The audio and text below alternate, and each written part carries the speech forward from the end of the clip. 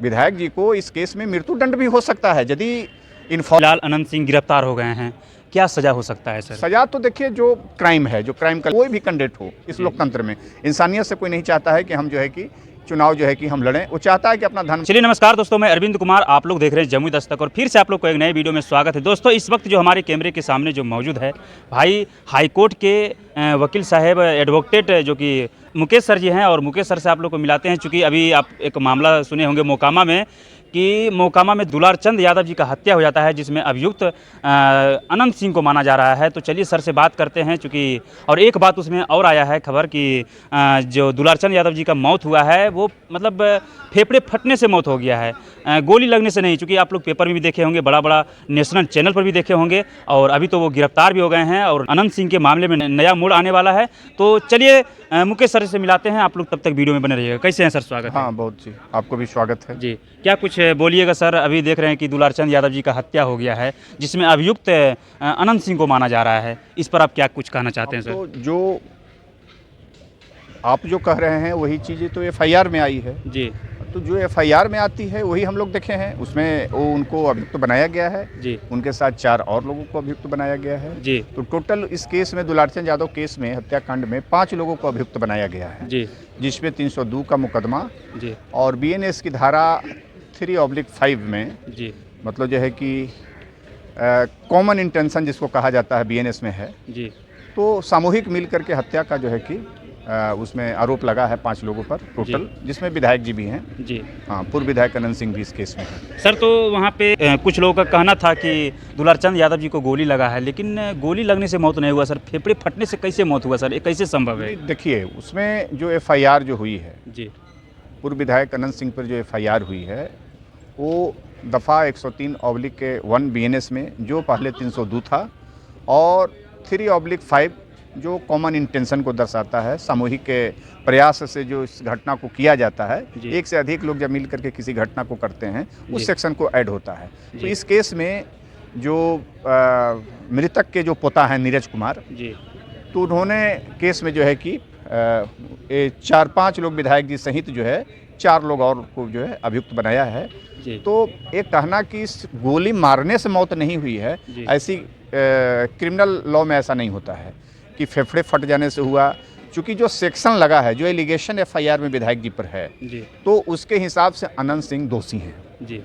जो एफआईआर में जो एलिगेशन नीरज कुमार, जो मृतक के जो पोता हैं, दुलारचंद यादव के जो पोता हैं, जो इन्फॉर्मेंट है इस केस में, जो एफआईआर में जो आरोप लगाए हैं, उसके हिसाब से पूर्व विधायक अनंत सिंह इस केस में दोषी हैं और वो नामजद अभियुक्त हैं।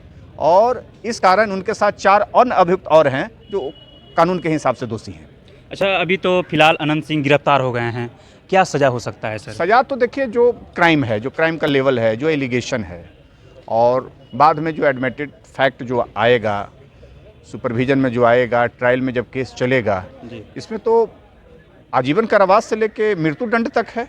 मृत्युदंड भी हो सकता है। अच्छा, विधायक जी को इस केस में मृत्युदंड भी हो सकता है यदि इन्फॉर्मेंट के लोग, इन्फॉर्मेंट के परिवार, मृतक के परिवार इस केस को बेहतर तरीके से यदि ट्रायल कराएंगे तो इसमें मृत्युदंड तक की भी सज़ा है। कम से कम तो लाइफ इम्प्रिजनमेंट तो है ही जी, आजीवन सज़ा तो है ही इसमें। अच्छा, तो यानी कि अनंत सिंह को आजीवन कारावास हो जाएगा सर? हो सकता है यदि इस केस को जो मृतक का जो परिवार हैं जी, वो यदि केस को बेहतर तरीके से लड़ेंगे जी, सही पुलिस सुपरविजन होगा जी, मृतक के परिवार के फेवर में यदि इस केस की सुपरविजन होगा जी, तो विधायक जी को सजा भी हो सकता है। यानी कि विधायक जी को, अनंत सिंह को सजा हो सकता है? सजा भी हो सकता है, आजीवन सजा भी हो सकता है, मृत्युदंड तक की भी सजा हो सकता है, चूंकि 302 का केस है। अच्छा, तो इसमें अब देखा जाएगा कि आगे किस प्रकार से ट्रायल होता है।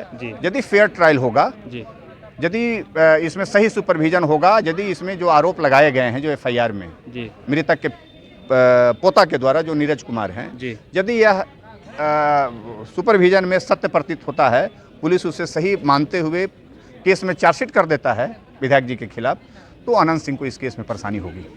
अच्छा सर, फिलहाल तो अभी वो मोकामा से विधायक का चुनाव लड़ रहे थे। फिलहाल विधानसभा चुनावी का देख रहे थे कि माहौल पूरा शांतिपूर्वक से, मतलब पूरे बिहार में लोग भ्रमण कर रहे थे, नेता लोग घूम रहे थे, आचार संहिता लागू था। अच्छा, अनंत सिंह आचार संहिता का उल्लंघन किए कि नहीं? अब वो तो साफ दिख रहा है उल्लंघन। वो तो उसके लिए जिम्मेवार वहाँ के पुलिस प्रशासन है, जो सरकार ने, इलेक्शन कमीशन ने उस पर कार्रवाई किया भी। वहाँ के SDPO 2 के बारे में कहा जा रहा है मोकामा का, उसको सस्पेंड किया गया है। वहाँ के 2 थाना प्रभारी जो है वहाँ का सस्पेंड किया गया है। स्थानीय SDO जो मोकामा के है अनुमंडल का, उनको जो है कि तबादला किया गया है। तो सब कुछ कार्रवाई हुआ है।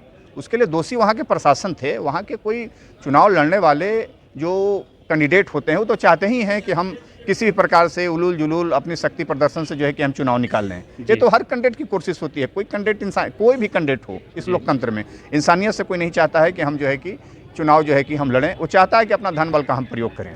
सर, तो जिस प्रकार से प्रशासन मोकामा में घूम रहे थे, आचार संहिता का पूरा नियम टाइट था, तो फिर गोली और बंदूक लेके नेता लोग कैसे घूम रहे थे? अभी तो इलेक्शन कमीशन फेल्यूर है, ये दिख रहा है। वहाँ पे क्राइम जो है होने का एक ही वजह है कि वहाँ पे लॉ इस्टेब्लिश नहीं था, सरकार की ध्यान नहीं थी, सरकार खुली छूट दे चुकी थी, इलेक्शन कमीशन का कोई ध्यान नहीं था, जो इलेक्शन कोड ऑफ कंडक्ट है वहाँ पे लागू नहीं था।